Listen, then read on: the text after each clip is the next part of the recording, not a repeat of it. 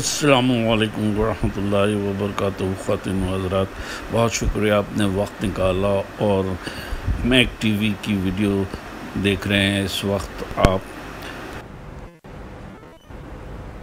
گزشتہ درس میں حضرت حذیفہ رضی اللہ تعالی عنہ کی ایک روایت جو طویل روایت ہے، جس میں سرکار دو عالم صلی اللہ علیہ وآلہ وسلم نے 72 قیامت کی علامات کا تذکرہ فرمایا، اس کو شروع کیا گیا تھا، اور کچھ علامات قیامت کا تذکرہ ہو چکا ہے اور کچھ کا ابھی مزید باقی ہے، اور ان میں کچھ علامات ایسی بھی ہیں کہ جن کا تذکرہ گزشتہ دروس میں ہو چکا ہے، تو ان کو مختصراً ذکر کیا جائے گا۔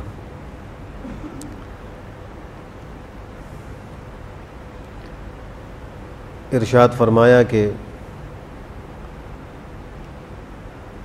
ظلم، طلاق اور ناگہانی موت عام ہو جائے گی۔ ناگہانی موت کا عام ہو جانا یہ بھی قیامت کی علامات میں سے ہے، اور اس کا بکثرت مشاہدہ ہو رہا ہے۔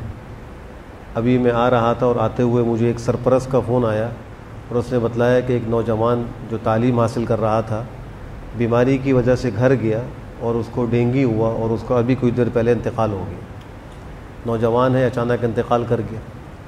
ایسے ہی کتنے ہی لوگ صبح کو نکلتے ہیں صحیح سالم، اور گمان بھی نہیں ہوتا کہ یہ انتقال کر جائیں گے، اور شام کو خبر آتی ہے کہ ان کا انتقال ہو گیا۔ تو یہ ناگہانی اموات کا کثرت سے ہونا قیامت کی علامات میں سے ہے، اور حدیث شریف میں اس سے بچنے کی دعا بھی سکھلائی گئی ہے۔ اللہم انی اعوذ بک من زوال نعمتک وتحول عافیتک وفجاءۃ نقمتک وجمیع سخطک۔ اے اللہ، میں آپ کی پناہ چاہتا ہوں نعمت کے زائل ہونے سے۔ اے اللہ، میں آپ کی پناہ چاہتا ہوں اچانک عذاب و تکلیف سے۔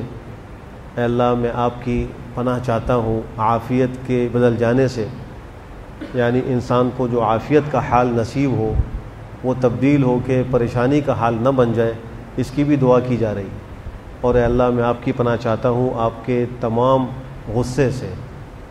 اور ایک روایت میں آپ نے یوں دعا سکھلائی ہے، اللہم لا تہلکنا فجاء ولا تأخذنا بغتہ ولا تغفلنا عن حق ولا وصیہ۔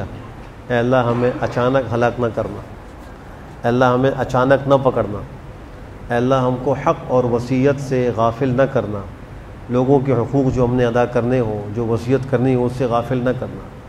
اگر اچانک موت خدا نخواستہ آ جائے تو انسان وصیت کرنے کے قابل نہیں ہوتا، اور جن لوگوں کے حقوق اس نے ادا کرنے ان کو ادا نہیں کر پاتا۔ تو اچانک موت ایسے لوگوں کے لیے بڑی تکلیف کا باعث ہوتی ہے۔ اللہ سب کی حفاظت فرمائے، اور اچانک موت سے اللہ سب کو محفوظ فرمائے۔ خیانت کار کو امین اور امانت دار کو خائن سمجھا جائے گا، جھوٹے کو سچا اور سچے کو جھوٹا کہا جائے گا، تہمت تراشی عام ہو جائے گی، اور یہ آج ہو رہی ہے۔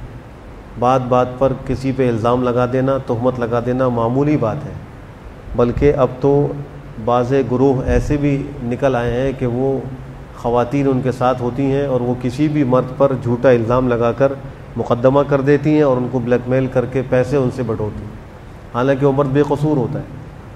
تو یہ تہمت تراشی عام ہو رہی ہے، اور اس کے ذریعے سے بلیک میل بھی کیا جا رہا ہے۔ بارش کے باوجود گرمی ہو، یہ بھی قیامت کی علامات میں سے۔ بارشیں کثرت سے ہو رہی ہیں، لیکن موسم کی گرمی وہ کسی طرح قابو میں نہیں آ رہی۔ اولاد غم و غصے کا موجب ہو، یعنی انسان کو اپنی اولاد کی وجہ سے غصہ آتا ہو۔ یہ جبھی ہوگا کہ جب اولاد نافرمان ہو، ماں باپ کی بات نہ مانے، اور وہ صحیح راستے پر نہ چلے، تو ماں باپ کو غصہ آتا ہے۔ تو اولاد کا موجب غصہ ہونا یہ بھی قیامت کی علامات میں سے ہے۔ امیر و وزیر جھوٹ کے عادی بن جائیں، اس کو تو آج ہم بہت زیادہ دیکھ رہے ہیں کہ عمراء اور وزراء، ان کے لیے جھوٹ تو شیر مادر کی طرح ہے، اور ایک وہی کیا بلکہ ہر شخص ہی جھوٹ کو بآسانی اختیار کر لیتا ہے، اور اپنی جان بچانے کے لیے یا اپنے مفاد کے لیے جھوٹ بولنا اس کو مسئلہ ہی نہیں سمجھتا۔ اور اتنا زیادہ جھوٹ معاشرے میں ہوا کہ اب اس کے گناہ ہونے کا احساس بھی کم ہوتا جا رہا ہے۔ کتنے ہی لوگ ہیں جھوٹ بولتے ہیں لیکن جھوٹ سے توبہ نہیں کرتے، اس لیے کہ اسے گناہ نہیں سمجھ رہے۔ تجارتیں جھوٹ پر قائم ہو رہی ہیں، ملازمتیں جھوٹ پہ چل رہی ہیں، آپس کے تعلقات و معاملات سب جھوٹ پہ چل رہے ہیں، حتیٰ کہ میاں بیوی آپس میں جھوٹ بول رہے ہیں۔ شوہر بیوی کو اور بیوی شوہر کو جھوٹ بول رہی ہے. شریف لوگوں کے ناک میں دم آ جائے اور کمینوں کے ٹھاٹ باٹ ہو جائے. اب جو خاندانی شرفاء ہیں وہ آج کل پریشانیوں میں ہیں، اور جو کمینے قسم کے لوگ ہیں وہ خوب باوسائل ہیں اور خوب عہدوں پر ہیں. امین خیانت کرنے لگیں اور قوم کے چودھری ظلم پیشہ ہو جائیں. آج کل جن علاقوں کے اندر وڈیرہ شاہی ہے وہاں وڈیروں کا حال دیکھ لیں. انہوں نے ایک اپنی الگ دنیا بنائی ہوئی ہے. جہاں ملک ہیں ان کی الگ دنیا ہے، جو قوانین ہیں ان کی الگ دنیا ہے، اور اپنے ماتحتوں پہ ظلم کی انتہا کرتے ہیں. ان کا الگ قانون چلتا ہے اور ان کو اس میں کوئی خوف خدا بھی نہیں ہوتا. جو ان کے ہاں حاری ہیں یا مزدور ہیں، ملازمت پیشہ ہیں، وہ انسانی حقوق سے بھی محروم ہیں. ان کے بچے تعلیم اور صحت کے مسائل کا شکار ہیں. اللہ ہم سب کو ان تمام علامات سے محفوظ فرمائے. الحمدللہ رب العالمین.